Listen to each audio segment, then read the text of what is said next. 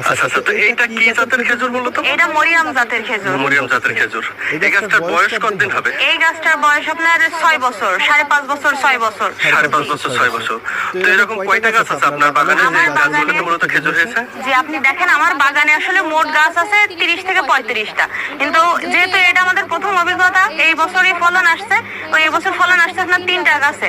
3টা গাছে? জি, 3টা গাছে ফলন। তিনটাই কি মরিয়াম জাতের নাকি না অন্য না কোনো না, জাতের আছে? 3 জাতের, 2টা জাত আলাদা করা গেছে।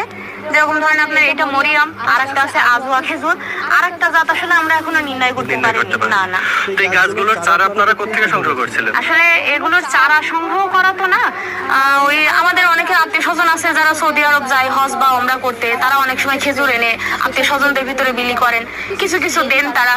তো ওই খেজুরের বীজ থেকে আসলে এই চারা। এই চারা, তাই না? জি। চারা মূলত কত বছরের মতো লাগাইছেন? এই এই বাগানের একক অংশ